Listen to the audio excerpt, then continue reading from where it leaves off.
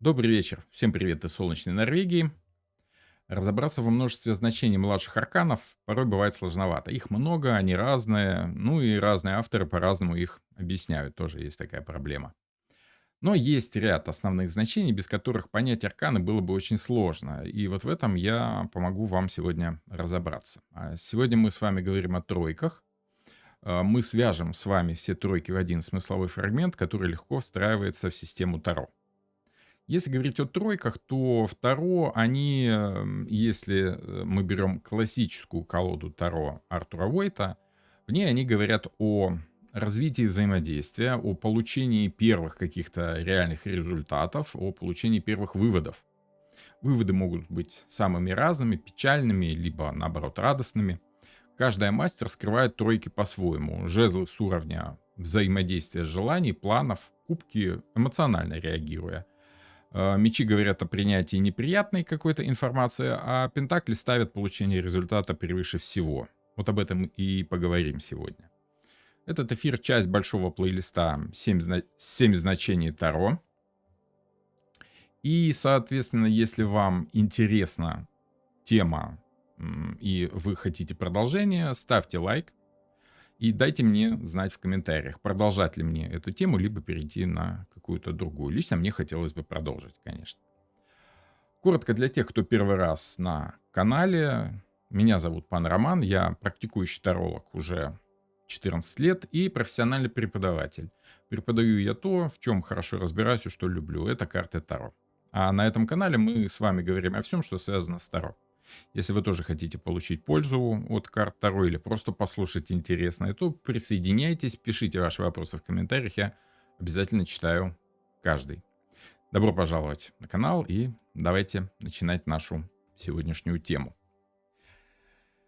Итак, троечки. Троечки на предыдущем эфире, как вы помните, мы с вами разбирали двойки. Был ряд вопросов по этим картам, по двойкам, предварительно были вопросы по тройкам. Заходите в телеграм-канал, там мы чаще всего разбираем более глубоко какие-то волнующие моменты, там мне проще ответить на ваши вопросы.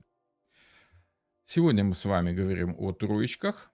И, соответственным образом, давайте будем начинать с тройки пентаклей. У нас она традиционно стоит на первом месте.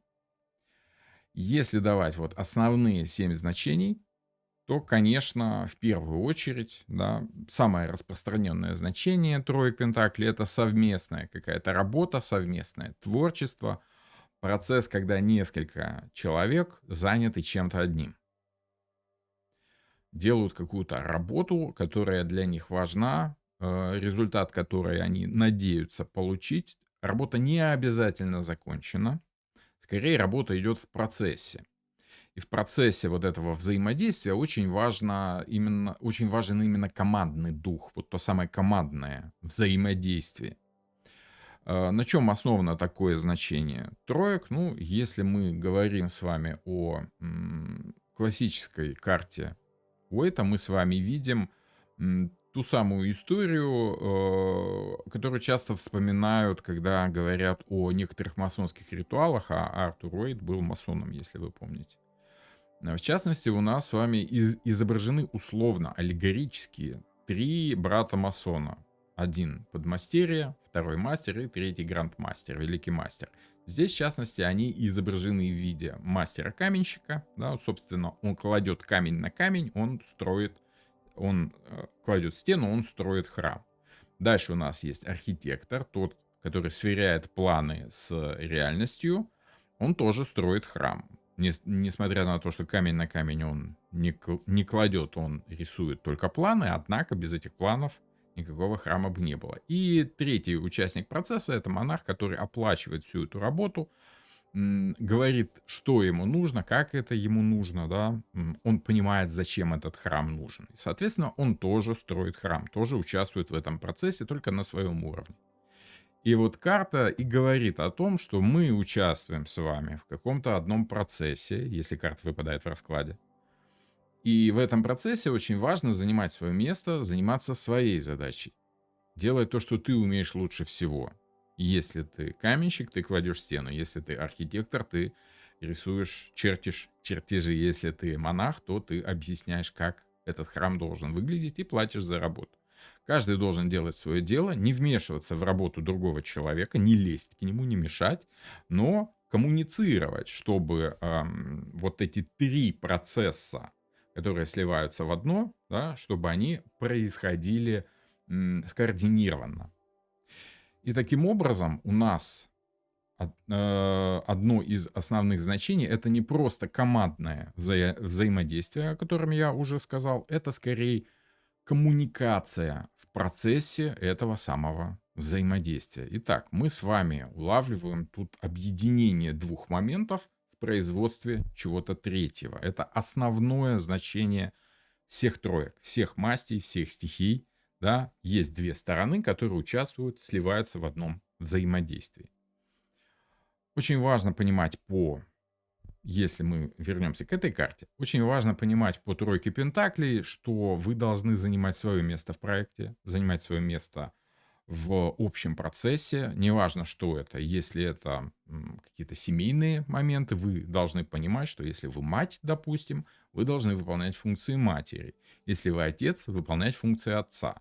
Если вы там, допустим, бабушка-дедушка, вы не должны вмешиваться в роль главы семейства, отца семейства, либо в роль матери семейства. Вы должны выполнять роль бабушки либо дедушки. Если же вы младший член семьи, то, соответственно, у вас ваши права, ваши обязанности, и вы не должны через голову там, вашего непосредственного начальника, да, обращаться к кому-то там еще.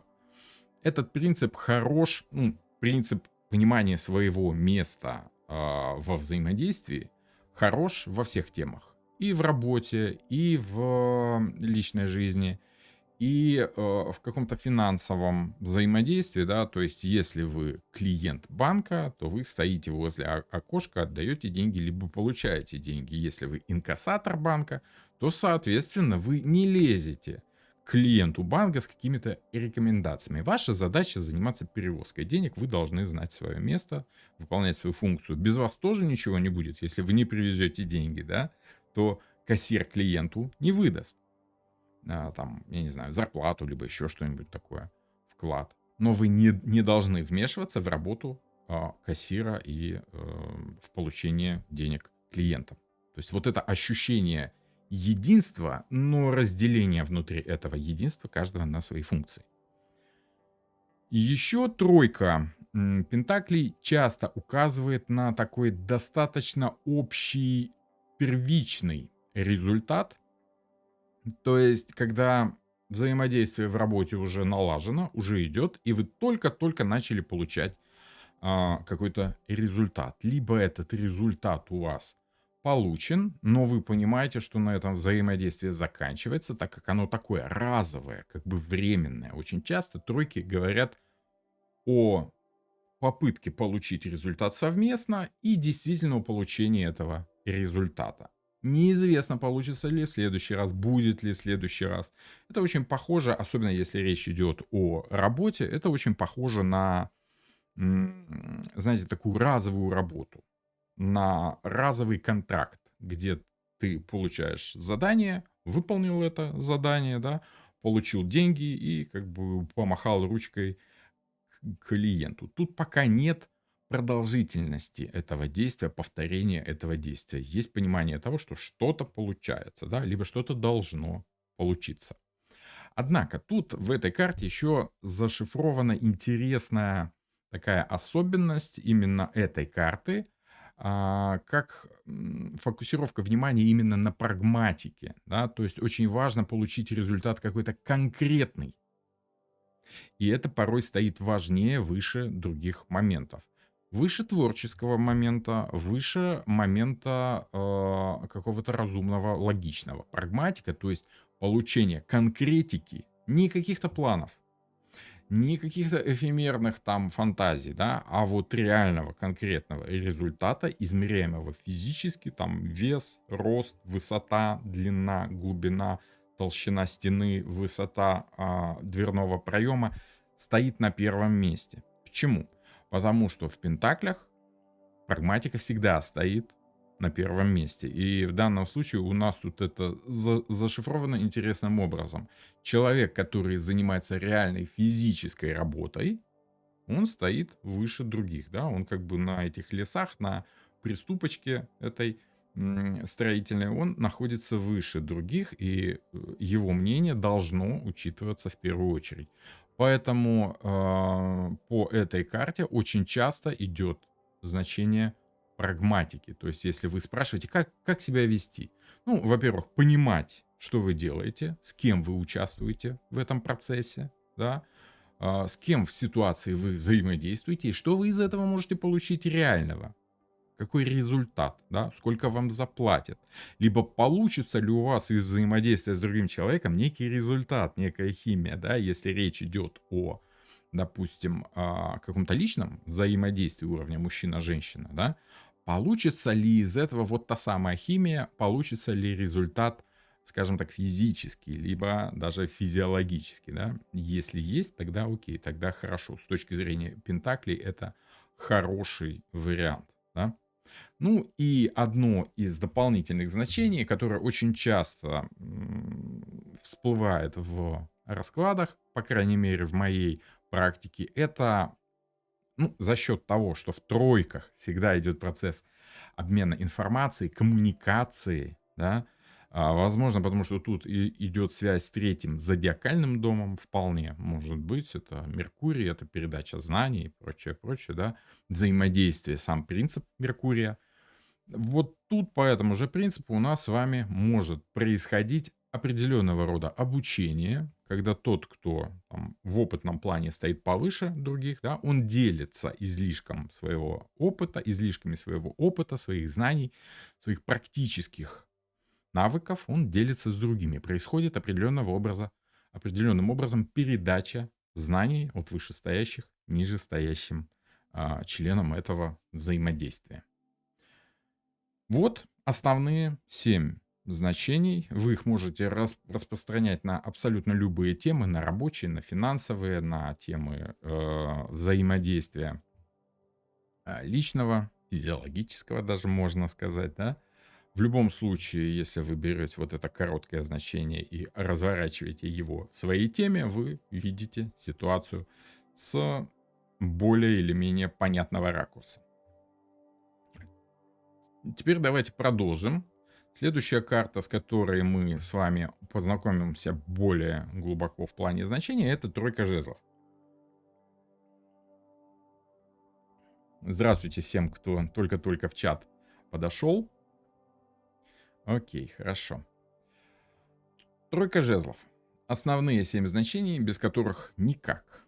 Да? Ну, во-первых, как я уже говорил, это первые результаты того, что вы получаете в этом самом взаимодействии. Если вы помните предысторию карты в двойке жезлов, давайте не поленимся, заглянем в эту самую двойку жезлов, да, где она у нас? Вот она у нас здесь есть. Человек у нас с вами тут планирует, строит некие планы по взаимодействию с кем-то, с какой-то другой стороной. У него есть одно желание, он продумывает свое следующее желание.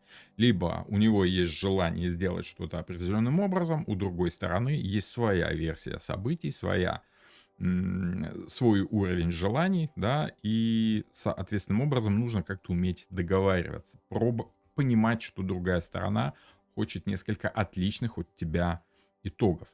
По тройке жезлов мы с вами видим, что процесс торговли уже пошел. Это, кстати, еще одно из значений, та самая торговля, умение торговаться, об этом чуть-чуть попозже поговорим. Мы с вами видим вот те самые торговые корабли, которые уже в пути, в дороге, уже выплыли из бухты с какими-то товарами, с тем, чем, собственно, хочет увлечь желание другой стороны наш главный герой, наше главное действующее лицо. Он выполняет функцию торговца, да, умение получить результат из взаимодействия сторон. Если вы помните, основное значение троек — это взаимодействие сторон и получение какого-то первого результата из этого взаимодействия. Вы еще не закрыли полностью контракт. вы еще не получили окончательные результаты, но о первых результатах эта карта может говорить. Она может говорить о первых результатах любого взаимодействия, где у сторон есть обговариваемые желания. Вот те самые какие-то результаты торговли.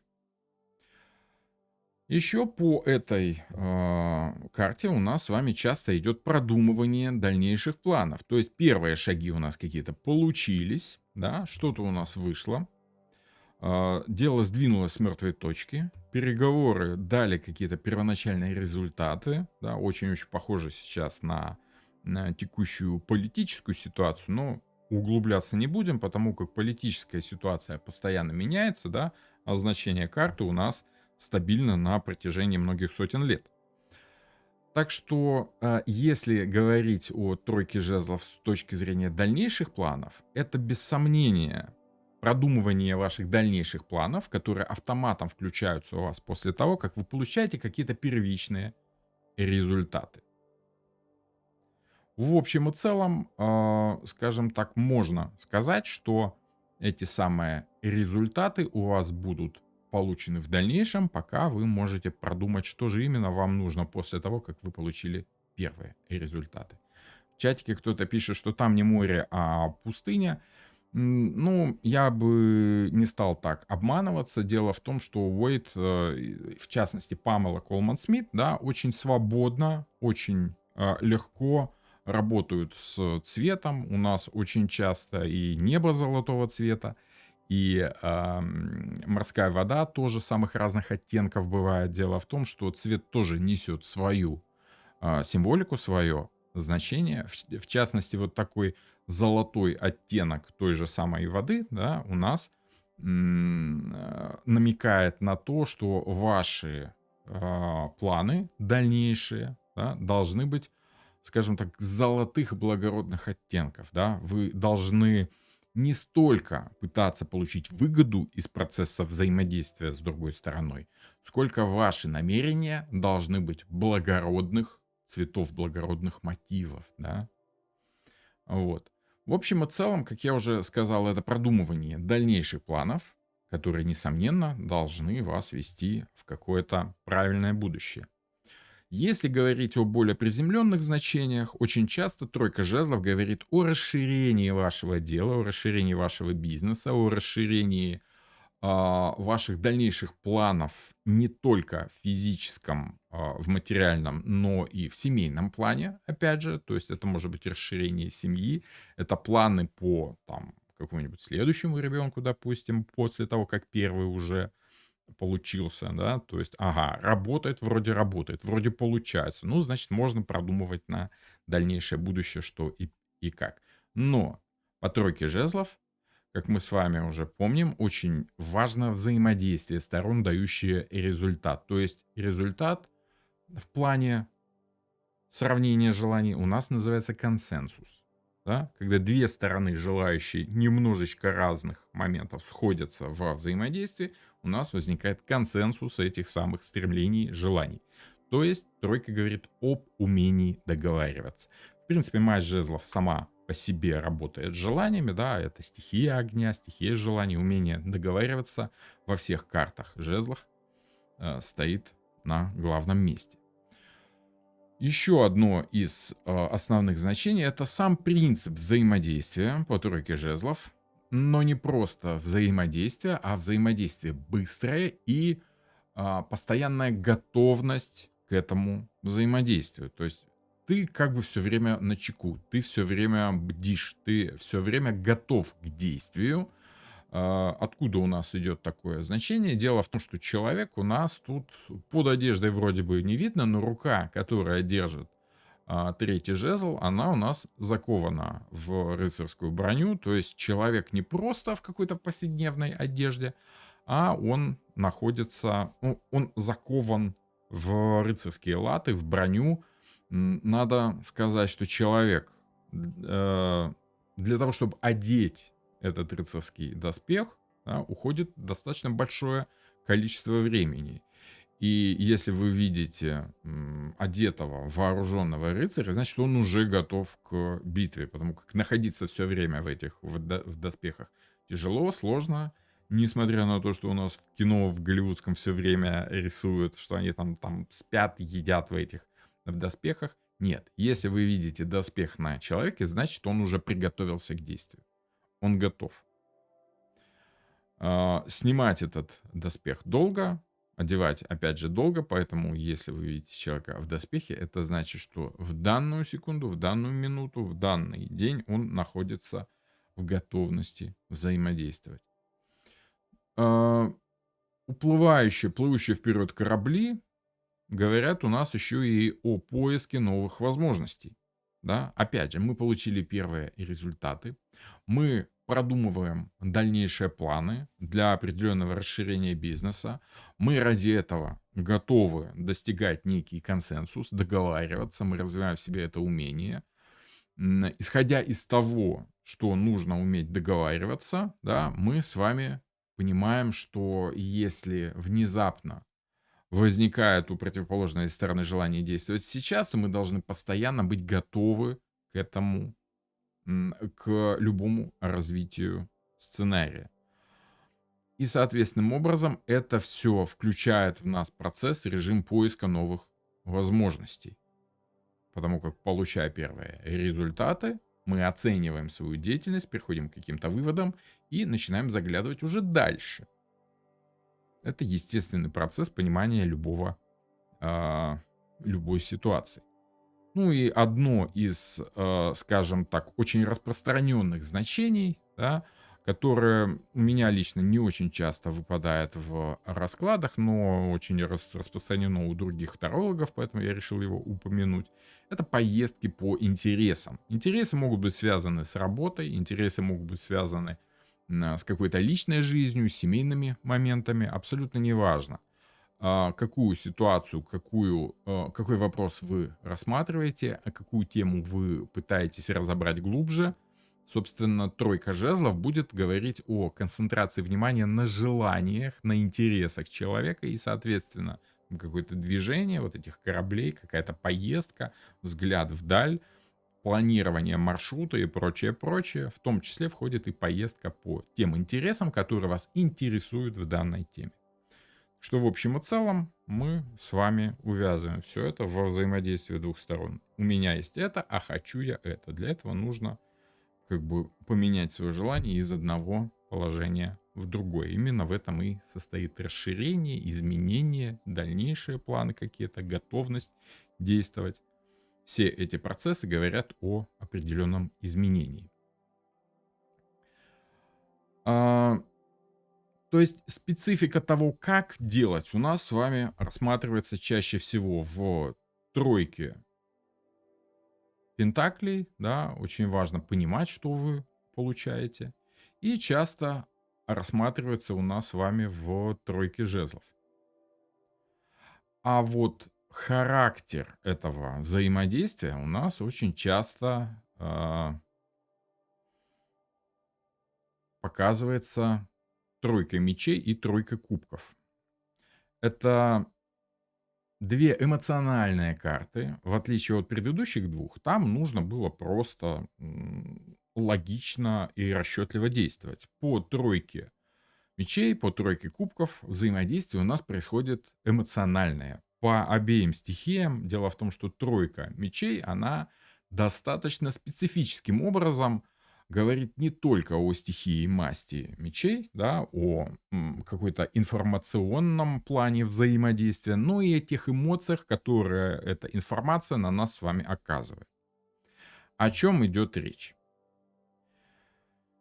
Речь идет о том, у нас с вами, что тройка мечей очень часто говорит о эмоциональной какой-то боли. Да? Вы взаимодействовали с другой стороной, получили результат не тот, на который вы рассчитывали, не тот, на который вы ставили, да? Не тот, который вы ожидали получить. И соответственным образом разочарование, либо обида у нас с вами отыгрывается по тройке мечей. 3 меча пронзающее сердце, до глубины сердца я обижен, либо расстроен, да, вот те самые косой дождь, который говорит о негативных эмоциях, у нас с вами в этой карте присутствует. Надо сказать, что не так давно, буквально пару дней назад, у нас с вами был эфир, собственно, по разбору карт Таро, который указывает на обиду, собственно, как на ключевой фактор ситуации. Не поленитесь, сходите по ссылочке где-то здесь должно быть оповещение, да, вот, со ссылочкой, и там достаточно подробно я описываю карты, которые могут, кроме тройки мечей, это одна из основных карт, которая указывает на обиду. Там есть еще несколько карт, которые тоже в определенных ситуациях указывают на чувство обиды. Однако, если мы с вами поговорим более детально о тройке мечей, то у нас с вами происходит понимание того, что процесс, который мы с вами видим на тройке мечей, это взаимодействие трех разных взглядов, вернее, тот самый результат, который мы с вами получаем. Мечи очень часто это способ действия, очень часто информация, которая нам нужна для того, чтобы понять, как сделать, как победить, каким образом мы можем это все дело привести к какому-то логическому выводу. И если мы рассчитываем одним образом, да, у нас есть одна мысль. В двойке мечей, если вы помните, у нас возникают сомнения, достоверная эта информация или нет. В тройке мечей у нас происходит взаимодействие сторон, то есть ваша правда против правды, с которой вы столкнулись, и определенным образом вы корректируете свою правду, свое видение ситуации, свою информацию с поступающей вам с другой стороны информацией. Конечно, обидно понимать, что ты был неправ. Вот это одно, ну, вернее, я так считаю, что это ключевое значение тройки мечей. Понимание того, что ты ошибся, понимание того, что ты не прав, ощущение того, что есть какая-то неприятная для тебя правда, с которой приходится считаться, мириться, принимать к сведению, учитывать в своих расчетах. Конечно, хотелось сразу, без корректировок, да, это вот то ощущение, когда вы создали некий проект, показываете его клиенту, а клиент говорит, все хорошо, но вот тут мне не нравится, можно исправить. Вот это и есть тройка мечей. Когда вы понимаете, что вот они первые результаты, вот она первая сверка информации вашей, как вам кажется, и противоположной, как кажется оппоненту, да, вам кажется, что вас любят, а там предмет вашего воздыхания вам говорит, ты знаешь, а я женат. Да, конечно, обидно. Что в таком случае тройка мечей советует? На какое значение этой карты стоит нам обратить внимание, чтобы выйти из этой ситуации с достоинством, да, без каких-то психологических травм? Логика должна превалировать над эмоциями. Это четвертый пункт. Если вы по третьему пункту осознали, что нужно принять вот эту самую неприятную для вас правду, обижающую вас правду, вызывающую эмоциональную боль, вы понимаете, что пройти этот процесс вам помогает только логика, только холодный ум, трезвый расчет, да, позволяет уменьшить боль эмоциональную, убрать ее как бы в стороночку, смириться с этим. И второй важный момент — это умение понять, что кроме логики вы должны осознавать, что этот момент проходящий, что это временные трудности. Эмоция, она сама по себе достаточно штука динамичная, воздух тоже стихия, скажем так, динамичная, в отличие от Земли. И те трудности, та эмоциональная боль, которую вы ощутили вот сейчас, в этот момент, та обида, та неприятная правда, которую нужно учитывать, это все временно. Тройки мечей я очень часто говорю, ну да, это неприятная ситуация, но ситуация так, на троечку. То есть неприятно, болезненно, но не опасно для существования, для самой ситуации. То есть, в принципе, как-то с ней смириться можно. Неприятные мысли и действия по этой карте скорее всего, в раскладе вам будут попадаться. Карта указывает именно на это, на то, что те мысли, та информация, которая вам предлагается, вас не устраивает, и вам нужно что-то сделать с этим, чтобы достичь, опять же, того консенсуса, к которому обязательно нужно стремиться во всех тройках. Карта указывает вам на то, что вам нужно принять эти мысли и, соответственным образом, скорректировать свои действия, как скорректировать план. Да? Вот у вас есть вектор вашей мысли, есть вектор мысли оппонента. Вы должны скорректировать и изменить свой вектор. То есть у вас должна присутствовать, нравится вам это или не нравится, должна присутствовать смена планов. Чем вы можете себя утешать, что смена планов, она не постоянная, она временная. То есть, ну вот сейчас, в данную секунду, в данный момент приходится планы менять, но не факт, что в будущем придется эти планы постоянно пересматривать, все время менять, у вас все время будет шататься в разные стороны. Возможно, это кратковременный текущий момент, который вас не устраивает, неприятен, его нужно перетерпеть, поменять свое отношение, пережить эти неприятные мысли, сделать эти неприятные действия, совершить то, что нужно. Для этого нужно включить логику, нужно объяснить себе, зачем вам это нужно, успокоить свои эмоции, да, и, соответственно, обида и эмоциональная боль, она потихонечку утихнет, как, собственно, мы с вами увидим на следующей лекции. Следующая лекция у нас по четверкам, и там мы эту тему продолжим. Если говорить о последней тройке, да, это тройка кубков, одна из самых приятных карт по уверению других тарологов, да. Это в самом деле достаточно позитивная карта, которая по своему визуалу нам говорит о том, что сейчас можно радоваться. Радоваться не просто там в одиночестве, либо как-то с каким-то человеком наедине. Об этом у нас говорила предыдущая карта, двойка кубков. По тройке кубков у нас с вами идет взаимодействие в первую очередь, скажем так, с какой-то ситуацией. С двумя, тремя, четырьмя, пятью, 10 людьми, с каким-то коллективом. И чаще всего эти карты говорят о каком-то радостном событии. Это как бы антипод тройки мечей. Тут у нас наоборот, всем хорошо, всем радостно. Мы с вами можем предположить, что по этой карте речь может идти о каком-то празднике, о каком-то приятном моменте, какая-то радость. Ну, примерно вот то, что вы там испытываете на корпоративах, допустим. Все радуются, и я могу радоваться. Что там думать о завтрашнем дне? Работа будет завтра, сегодня, как это? Бей посуду, я плачу. Да? Что там волноваться, что там переживать?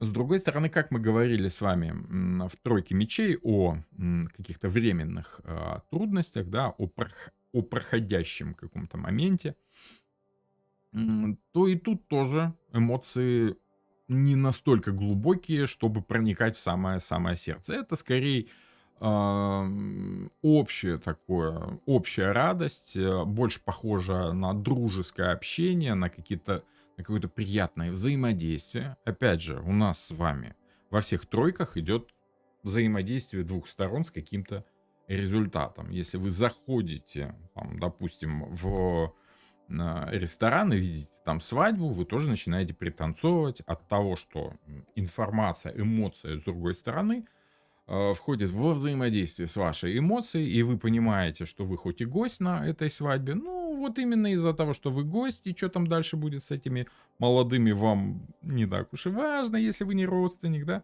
Ну вот такая легкая радость, поддержка, которую вам оказывает окружение, да, чаще всего все говорят: заходи, заходи, давай садись, наливай, забудь там проблемы, забудь вопросы.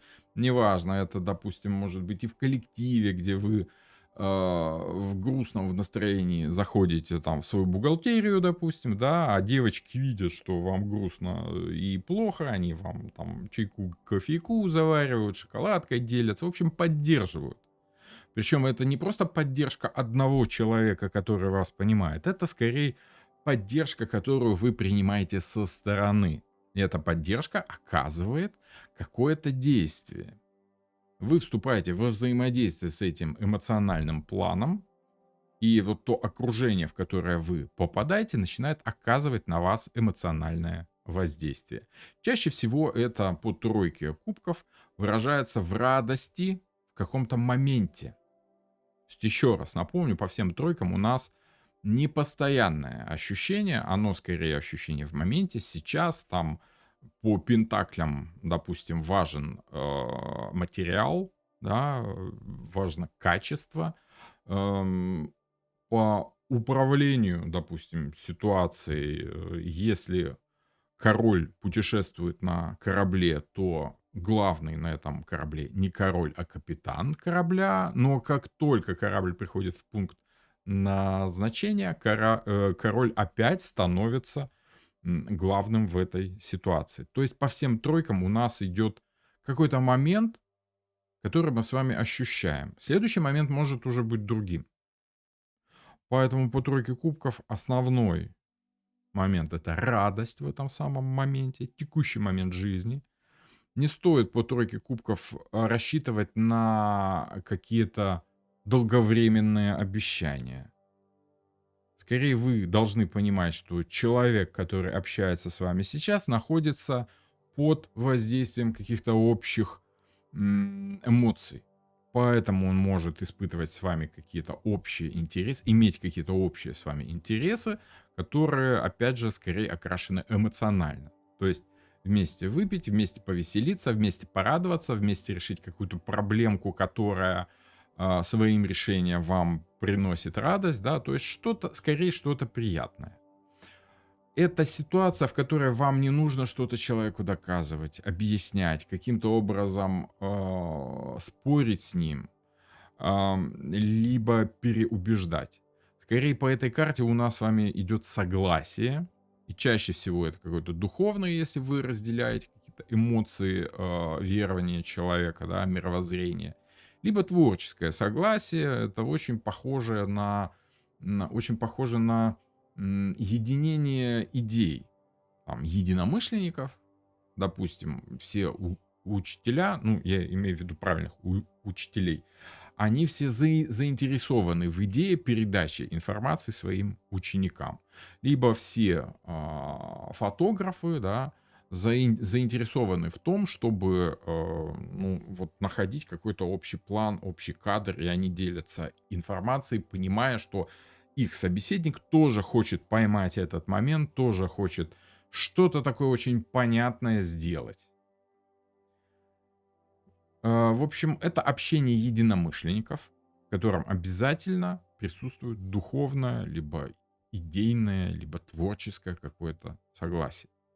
Если же в ситуациях присутствуют, допустим, какие-то там моменты ссор, да, каких-то проблемных взаимоотношений, то чаще всего тройка кубков говорит о удачном моменте, где само окружение будет вас поддерживать, проявлять какую-то радость, общие интересы будут помогать достичь согласия и найти какое-то примирение. То есть карта чаще показывает о возможности к примирению, о возможности к единению. Очень важно помнить, что этот момент, эта возможность может быть легко упущена. Особенно если вы вот несерьезно относитесь к такому как бы несерьезному моменту, ну, потому что если какая-то радость, праздник, чаще всего отсутствует вот это ощущение серьезности происходящих событий, да.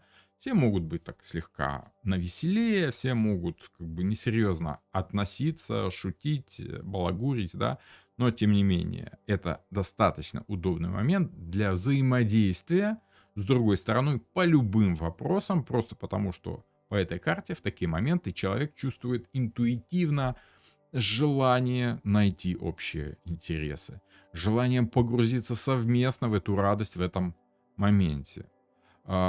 Обе стороны участвуют чаще всего в поддержке друг друга. Это дружба, приятное общение, радость. Само собой, примиряться в этой ситуации очень легко.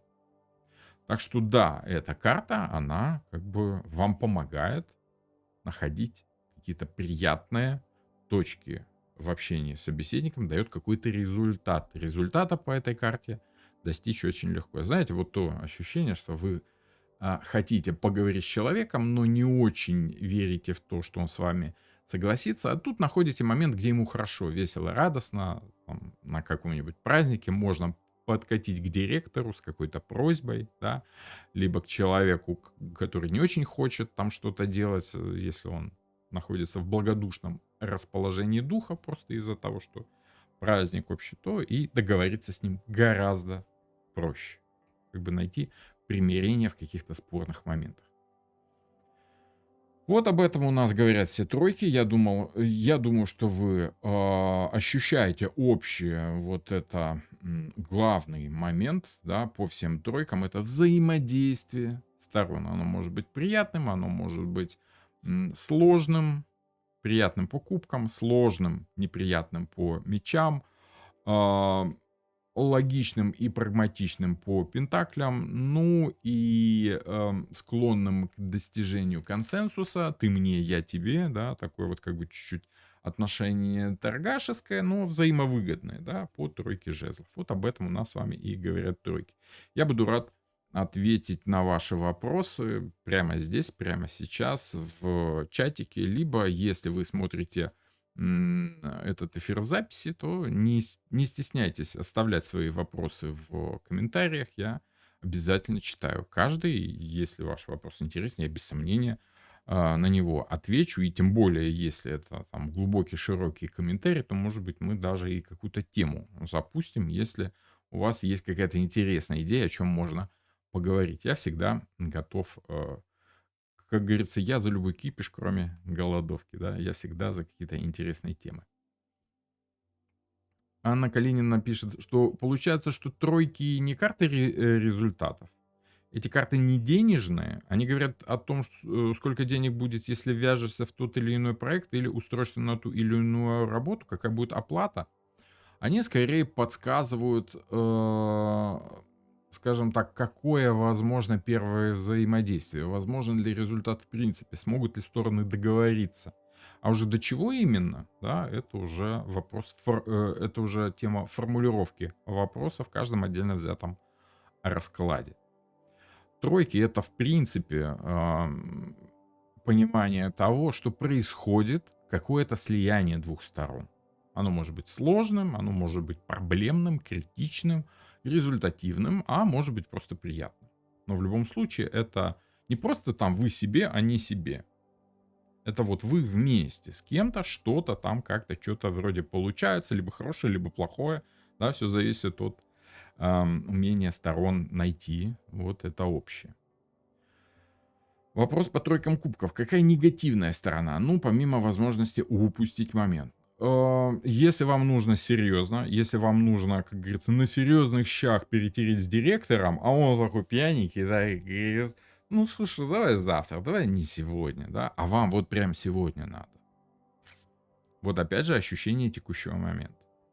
Это очень как бы такой простой и примитивный пример, но тем не менее ситуации жизненные такие сплошь и рядом возникают. То есть по тройке кубков вы должны понимать, что происходит ровно то же самое, что и по прямой тройке кубков, только это вам уже мешает, да? Если всеобщая благодушность помогает, да, то если вы хотите прям, ну так серьезно-серьезно, то тут эмоции уже скорее начинают мешать. Понимаете? Основа-то в эмоциях. Да? Либо по тройке мечей, да, вам бы хотелось согласиться как-то с человеком, вы согласны с ним как-то примириться, но по тройке мечей вот эта упрямая логика добавляет вам понимание ситуации, и это не радует, это, наоборот, очень болезненно, очень сложно, очень неприятно бывает. Вот такие дела. Так что каждая тройка в своем негативном проявлении, она говорит ровно о том же самом, о чем она говорит в прямом, только это вам теперь не помогает, а скорее мешает. Понимаете? Все тройки — это третий дом. Ну, смотрите, если рассматривать этот вопрос, все зависит от той системы, в которой вы работаете. Я, допустим, работаю в системе Таро, которая учитывает астрологические соответствия, да, как минимум по старшим арканам. По младшим арканам, да, можно разделить все номерные карты на 10 домов и добавочно к последним двум домам еще привязать а, придворные арканы. Для меня, да, каждая тройка — это третий дом. Об этом можно долго и сложно говорить. Об этом мы рассуждаем в обучающем курсе, который называется «Логика Таро». И если хотите, я ссылочку на этот курс, да, на информацию об этом курсе размещу в описании к этому видео. Это такой более глубокий курс, более серьезный. Он уже для, скажем так, для чуть более продвинутых пользователей, либо для тех, кто больше интересуется астрологией. Да? Там мы и старшие, и младшие арканы рассматриваем во взаимодействии с астрологическими какими-то аспектами зодиакального круга. Вот, у меня есть 2 курса на данный момент. Это грамматика Таро, где мы рассматриваем практику раскладов, порядка 70 раскладов за курс. И логика Таро, где мы рассматриваем уже, собственно, взаимодействие зодиакальное, да, всех этих карт. Оно позволяет глубже понять сам смысл и карты, ну и чуть-чуть разобраться в астрологии, если этот момент в картах Таро вам не очень понятен. Так что вот такой момент саморекламы, как бы вполне к месту.